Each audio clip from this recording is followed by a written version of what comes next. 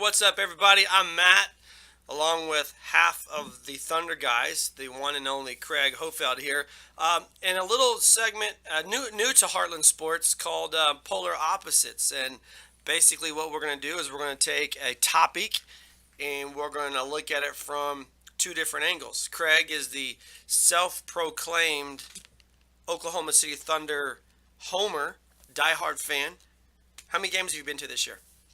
I don't even know. Over 20, probably. Okay, so you are admittedly a diehard fan. Yes. A homer. Yes. You see things through blue and orange and white glasses. Yeah, a little different than others, but yeah. Okay, now I'm not the self-proclaimed. I've been given the title of the hater, just because I'm not a Thunder fan. Now you look at me as a hater, right? Yeah. And You also like to irritate me, though. I do like to irritate you. That's fun, but I don't really look at myself as a hater. For example, I mean, yeah, there are times where things go wrong for the Thunder that I kind of smirk about, but I don't feel like that makes me a hater. It just makes me not a fan. I think the times I could be described as a hater is when I really get irritated. I get more irritated with Thunder fans than I do the Thunder franchise. And that's one of the top things you and I kind of go back and forth about, because we're both big Oklahoma Sooner fans. Right. And I compare Thunder fans a whole lot to Oklahoma State fans. And that irritates you. It does. But I think it's different. And I don't know. Because a lot of the time, like, the only reason I don't cheer against the Clippers is because of our little bet where we have to buy dinner. So I wouldn't consider myself a hater of the Clippers. But See, I think now you'd you like to consider me as a hater. No, you are. No, and you just let the cat out of the bag. I'm a Clippers fan. And part of my problem is I've been a Clippers fan since I was a senior in high school. All right? So that's a long time, okay? I graduated a couple decades ago. So that's a long time. And Oklahoma City fans like yourself, you're a young guy. You guys didn't really have a bunch of NBA. I mean, who did you follow in the NBA before the Thunder came? I mean, I guess the Lakers, but that doesn't Right, really count. and that was how many years ago? How many years have the Thunder been here now? Since 2008. So for 8 years. So when you were like, you weren't even a teenager. Right. So the point I'm making is I've got the majority of my life invested in the Clippers, which is a perennial bad. It's like being a Cleveland Browns fan. I mean, they have that one good year every now and then. They've never really gotten over that hump. They've never won, and you guys like to throw that back at my face. But the point I'm making is neither has Oklahoma City. And so I get irritated with fans because people like yourself can't understand how I'm not an Oklahoma City fan. Yeah, how can you not cheer for the city that you're in? Exactly. But my comeback has always been the NBA was here before the Thunder arrived. And so I'm not going to drop all those years of following a team. And when it first started out, I would cheer for the Thunder and the Clippers. And the only time I would cheer against the Clippers would be against the Thunder is when they're playing the Clippers. But then it got to where those times where the Clippers and the Thunder played, and really when I was completely done was 3 years ago when they met in the playoffs and the Thunder won. Yeah. Yeah, and that was it. I just couldn't. Wasn't it the Serge Ibaka and Blake Griffin thing? Also? Yeah, the whole crotch punching issues and fans being okay with that, but not okay with other things. Anyway, whatever. But the point is, you and I see things, and this is why this is going to be a fun little podcast. You and I see things from opposite views. Whether I'm a hater or just not a fan, I see things a different way than you see things. And the first topic is, and those of you that are listening at Heartland Sports, or if you're on YouTube, feel free to jump in on the comments and let us know your thoughts, because I'm really curious about this, maybe even a social experiment. Is it easier to be unbiased about things when you are a fan, a diehard fan like yourself, or is it easier to be unbiased about things when you're an outsider like me? Or maybe even a potential hater. Which angle do you think is easiest to find bias? I think it's definitely easier to be biased if you're the fan, the homer of the team, right? But I also think that real fans can look at it from a different perspective. And, like, I'm able to see what the Thunder need to do differently. But are you? I mean, are you able to see what they need to do differently? Because I'm looking at this trade, which is, I mean, it was a good deal. I feel like the Thunder definitely won the trade between them and Chicago. It's, I mean, and you and I talked about that off air. That was the best trade all time of this year was what New Orleans did to get DeMarcus Cousins. Yeah, but have they done well since then? Yeah, they're coming around. But that's a trade that's going to pay dividends down the road. Right. More than when it first happened, I thought that New Orleans might slip in that 8th spot. I'm beginning to doubt myself now, but I definitely think they're going to be a force to be reckoned with. But if they could slip into that 8th spot, don't you think they could give Golden State some problems? Or San Antonio. Yeah. San Antonio's only 2.5 back. Right. But anyway, that was the trade of all trades. But right behind that is the Thunder trade. You know, you get McDermott, you get Taj Gibson. And you look at that as a fan and you think, man, that was a great deal.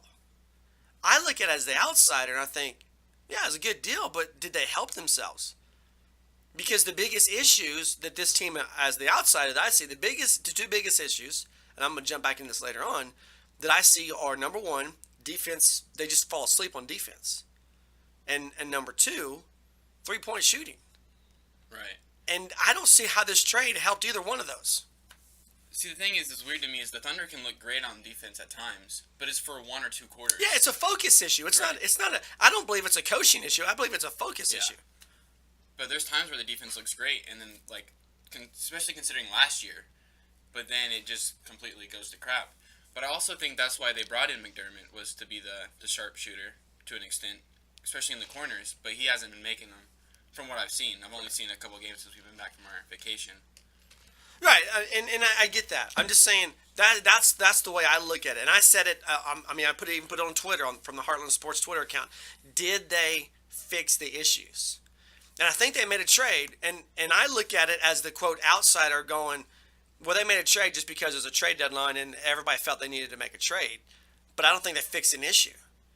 But I think diehards look at it and go, man, this is what we needed to do. We had to do this. And my question is, you know, did they have to do it? And we just see things from different perspectives. Like, well, another example we talked about earlier, Kevin Durant. You know, that the way he was treated when he came back to Oklahoma City. I was all for, hey, just boo this guy at the intro, let him know how much you don't appreciate him. But the amount of chaos that ensued with that whole game, I'm not. The booing doesn't bother me.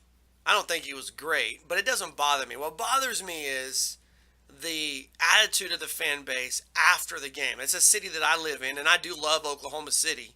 And I am glad we have an NBA franchise.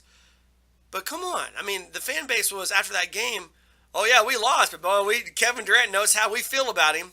He knew how you felt about him before that even happened.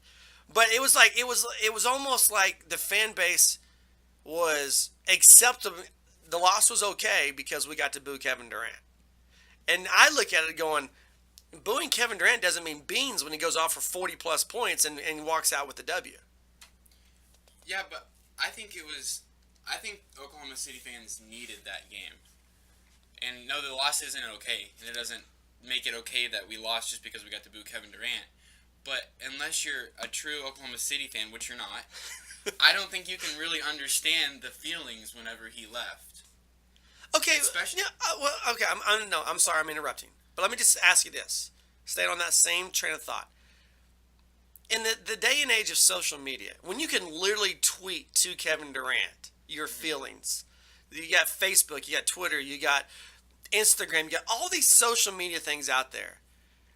Is it really, did you really need to go and pay money for a ticket to boo the guy when you really, Oklahoma City fans have been booing this guy since July 4th through social media? I mean, is it that liberating to sit in a stadium and scream your head off at some of them obscenities and dress up like cupcakes? And all? I mean, if it is, that's great. Again, this is where polar opposites. I don't see it, but it felt great, honestly.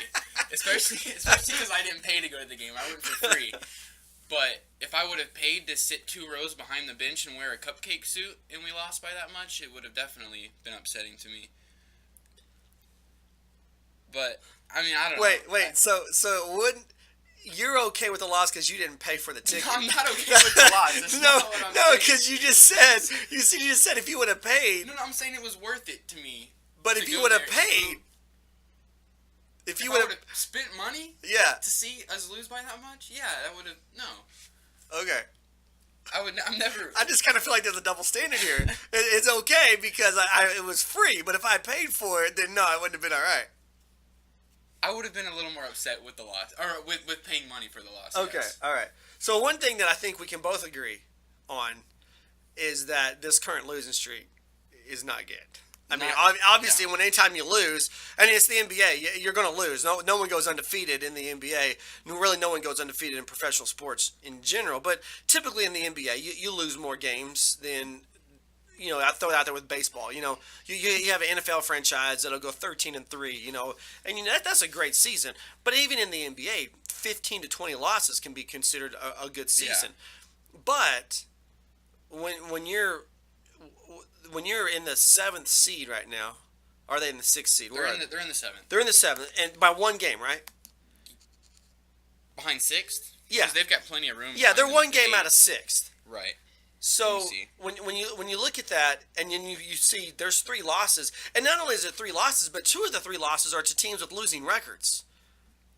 Yeah, it's 3 in a row, and then 7 straight on the road. Yeah, we'll get to the road thing here in a minute, but I'm just talking about.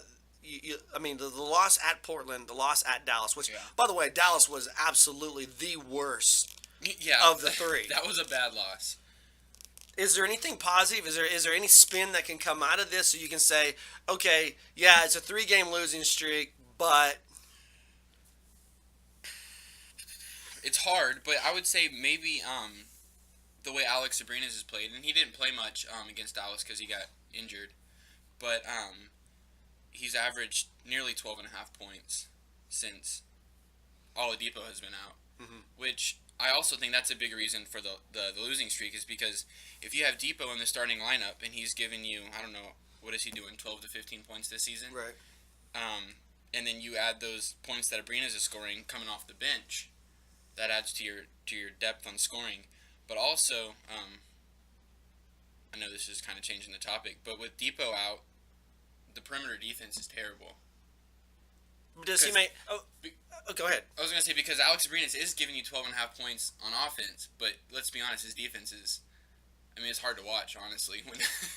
But defense, I mean, and we talked about defense across the board. Yeah. You and I were watching the Portland game together, and it's like the corner's open.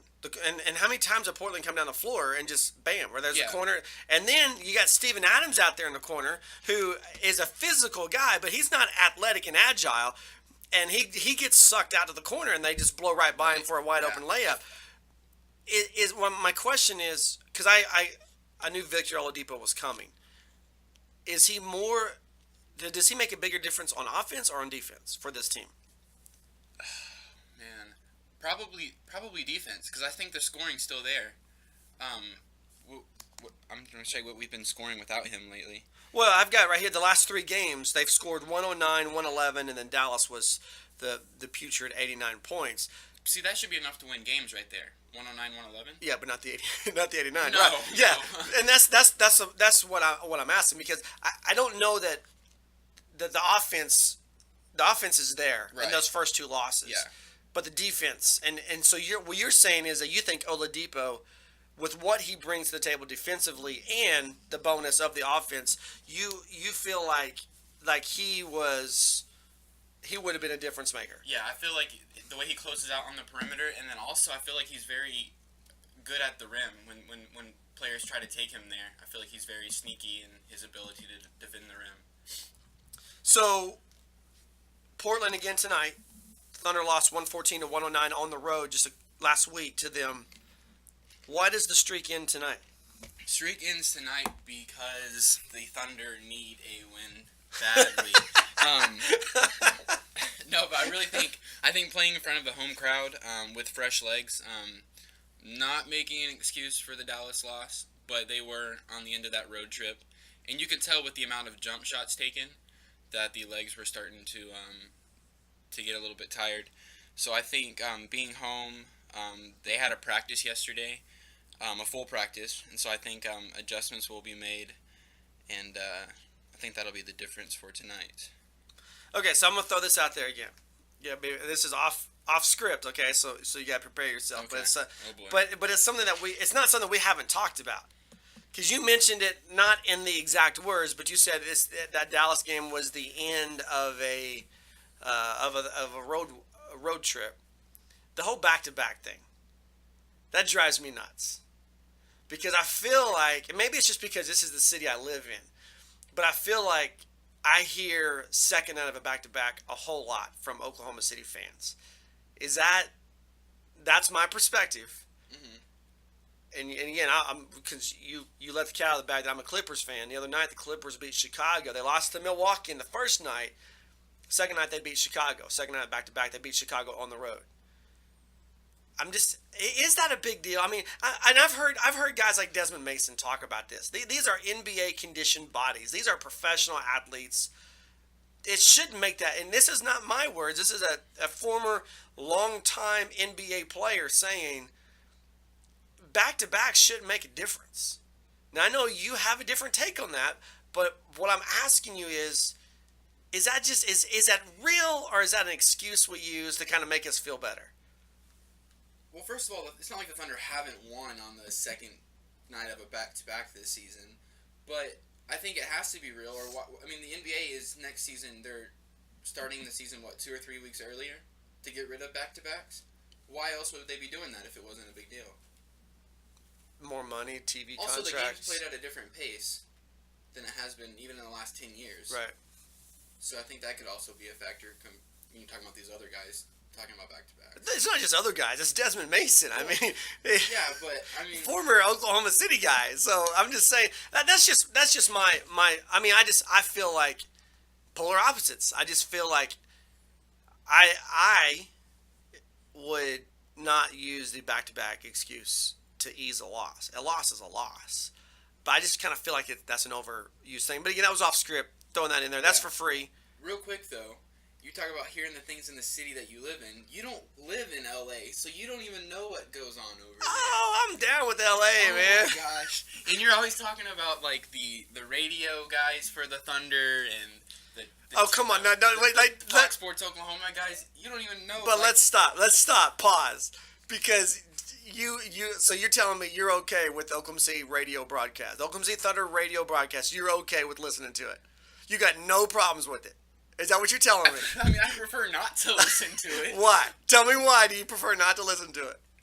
Some of the things are a little crazy and out there that are said, but like Okay. I said, you don't even know what is The other said night, in LA. the other night, I turned the broadcast on, the Dallas game. I had taken my daughters out to dinner, and I had to run by the grocery store. And I turned on the broadcast. It took 5 seconds to hear whining about the officials. Not just whining about a call, but like ongoing as the game's going in between. Like from the time I left the restaurant, I went to China Walk. You know where that is. From China Walk to Crest grocery store about officiating all the way. That drives me nuts. And you're right. I don't listen to LA Clippers broadcast because I don't live in that market. But I'm telling you, it can't be worse. There's no way you'll convince me. And hey, listen, if you guys listen to other broadcasts, let me know what you think. What do you think about the Thunder broadcast? Leave it in the comments. Send me a tweet at Sports Heartland. Let us know your thoughts, because the Oklahoma City Thunder broadcast is embarrassingly bad the way they whine about officiating. Listen, everyone whines about officiating. But, every team. Okay, I'm going to give you that. broadcast crew. I'm going to give you that, but not to that extent. It is embarrassing. It is. You see it that way because you're a hater. No. You can wait. Time out, because you know I travel a lot, and I've been in New York City. I've been in Houston, Texas. I've been in other countries.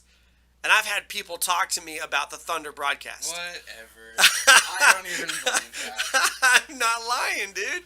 It's terrible. Embarrassing. Okay, so you're thinking, real fast. Why is this streak going to end? Just real fast. Give your topics again. Why will the streak end tonight? the streak will end tonight because fresh legs. They got a day of practice and regrouping. I feel like Russ has been having to do all the scoring lately. I mean, he has been leading the league in scoring, the whole season. But these, back-to-back-to-back 40-point games have to take a toll on you. I think the team will be more widely prepared having a day of rest and a day of practice. All right, so as the guy on the other side, polar opposite. First of all, in full disclosure, I think the streak ends tonight. I think they beat Portland. Right. But if they were to lose, I think it comes down to two things. We've talked about defense. Over the last 3 games during the streak, they're averaging the defense is allowing an average of 112 points per game. That's not a good margin. And you're right. I don't blame the coaching for this, because you and I have watched most recently the Portland game together, and there's just this defense just falls asleep. Right. But you got that issue going. Can we go back to coaching here in a second? Yeah, we'll jump back to it. But you got that issue going for you. And then the other issue I think we talked about at the beginning is consistent three-point shooting. You realize they shot 9%? 9. Just 9.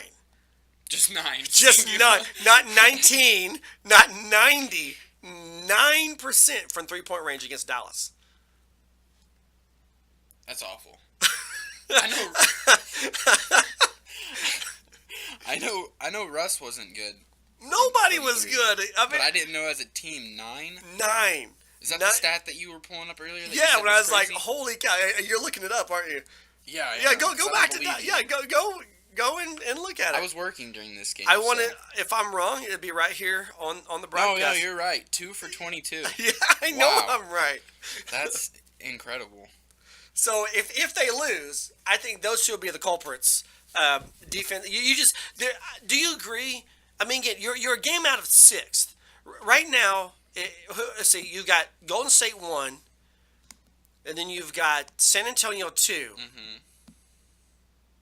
So who's 3? Houston. Do you want Houston in the first round of the playoffs? Sure.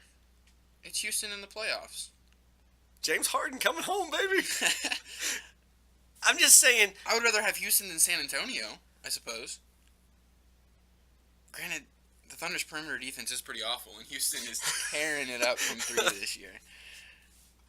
Okay, I'm just. You want to say something about coaching? I was just going to say, when we were talking about the trade earlier, are you surprised that Taj Gibson isn't in the starting lineup? No. I think the reason why is with Russell Westbrook on the floor, you've got points, you've got defense, you've got spark with your starting 5. You take the starting 5 off the floor, who is that spark? Who's that defense? Who's that offense? Well, offense, it's just Enes Kanter. Right. So no-show in the second half. So I think that's why Taj needs to be on that second unit. Yeah. Because I think what they're trying to do, I don't believe they're losing for the most part. Now, again, that Dallas game was awful, and that was an anomaly. That was not the norm. Okay. Thank you for realizing that. For the most part, see, I'm not the hater you think I am, but for the most part, they're not losing games with their starting 5. Do you agree with that? Agreed. They're losing games when this bench hits the floor. Yeah. And that's why you need a guy like Taj Gibson to take the floor with the second unit and not the first unit. Cool? Yeah, agreed. All right, let me throw this out before we move on, because we got to talk about some players for tonight's game specifically. 12-20 on the road. You talked about how much of a difference it makes for them to be at home, but you look at Oklahoma City, and again, I live in this city. The further the Thunder make it in the playoffs, the better it is for this city. Yeah. But when you're looking at a 12-20 road record to this point of the season, knowing that with a lower tier seed, even if you jump up into 6, you're gonna be the road team in the playoffs. Is that something that factors into the mindset at this point, or is it just something don't even the don't mindset even of the worry? team? No, I'm talking about as the fan base and maybe the team, but as the fan base, because obviously, especially after last year, the goal is the playoffs. You're right. I don't. I think even you in your Homer vision would say this is not an NBA championship team this year. No, but I said, But playoffs and trying to make a run in the playoffs. But then in the back of your mind, you see this road record of 12-20, and knowing you're going to be the road team in the playoffs. I mean, I didn't have a doubt that the Thunder would make the playoffs this year. I thought that the second round, if they made it past the first round, that would be a successful season. Is the record in the mind of the fans? Definitely. But I don't think the team, the players, are necessarily going to be worried or considering that. So that should also be in the mind of the fans that, I don't think Westbrook could care less what their record is on the road or at home. So Okay, so let's look at tonight's game. Thunder, Portland. Give me a guy not named Russell Westbrook that you're looking at saying this is the guy that's going to be the difference maker for the Thunder tonight. I think it's a name we've already mentioned, Alex Abrinas. And Victor Oladipo is a game time decision tonight. Brett Dawson just said that you won't know the status of Depot until pregame, but he did go through shoot around today. But yeah, I think Alex Abrinas is going to be, he shot 4 for 4 the other night with 13 points. He had 19 in his first game starting. So I think if you can get that offensive spark from him, but it's also going to rely, like I said earlier, heavily on his defense, whether or not he can, because Portland has the best backcourt in the NBA, arguably, between Lillard and McCollum. Yeah. So if he can contain one of those two, which he most likely won't be up on Damian Lillard, but So you're saying Damian Lillard and CJ McCollum are better than Austin Rivers and Chris Paul? Sorry. absolutely. Okay, so your guy is Alex Abrinas. Okay, I'm opposite side of the fence. I'm gonna give you a Portland guy, and there's I mean you mentioned Damian Lillard, and I think he kind of takes the Russell Westbrook exception. You got to name a guy from Portland not named Damian Lillard, and you also mentioned C.J. McCollum, and I kind of throw him in there as well because Portland needs those two guys to be on night in and night out, and it's a given like Russell Westbrook. If they're not on, then the team's in trouble. So I think you kind of go down a little bit. I really like Mo Harkless. I think he's a guy that can make some, make a difference down low. But I think the guy that really this sits on is, and I'm going to mess his name up, but I'm talking about the big man in the middle, Yusuf Nurkic. Yeah. And, just go back 3 games ago, 18 points, 12 rebounds, 6 assists, but 5 block shots. Getting all 5 of them were against Enes Kanter too. It seemed like so. So I mean, Oklahoma City has to find a way to counter that guy. Mm-hmm. So to me, that means this is going to have to be a night where Oklahoma City is on shooting from the perimeter, because with a guy like Newkirk down there, you're not going to. I don't believe the personnel's changed enough in a week that you're going to be able to suddenly Enes Kanter is going to be able to go toe to toe with this guy. It was fun to watch him battle, but I still say nothing's changed there skill wise that you would say, okay, well, Kanter has the advantage here. The advantage is going to be the perimeter, because I think if Newkirk has another stat line along those lines, then the Thunder's in trouble. Yeah, I agree. I think you would need a guy like Steven Adams to come in and kind of just rough him up a little bit, kind of open that up because Steven Adams isn't necessarily an offensive threat. Mm-hmm. It's going to be... He's a physical body. Right. He's a banger. So, if you can wear him down and then bring in Enes Kanter, I think that would help out. But, yeah, Lillard and McCollum, they go for almost 50 a game together. So if you can find a way to limit one of those guys... All right, we got about 40 seconds left. Kevin Durant, knee injury, go. Are the fans going to boo whenever, or are they going to cheer whenever it shows on the screen, March 20th, that he's hurt? I can't imagine why they wouldn't, based off of what they did previously with booing him. Did you cheer the injury? When you saw the injury, what was your emotion? I laughed. I didn't necessarily cheer, but I did laugh, and I don't know what to say about that, but yeah. will I cheer when I see his name on the screen in the peak on the 20th? No, I'm not that petty. All right, I bet the majority of fans do. I agree with you. And I don't necessarily think that's a bad thing. Just to throw that out there as the quote hater, I don't think that's a bad thing. Just yeah, sucker, that kind of thing. But at the beginning, and let it go. Just let it, Elsa, Right. and let it go. All right. Sorry, I have a 7-year-old daughter. All right, hey, that's it. I'm Matt. He's Craig. Thanks for listening to Polar Opposites. Check us out, Heartland-sports.com, on Twitter, Sports Heartland. Craig, tell about the Thunder guys, how they can follow you guys as well. It's just at the Thunder Guys on Twitter. We also have an Instagram that's the Thunder Guys as well. All right, we'll be back soon for another round. Thanks a lot for listening. Please leave your comments.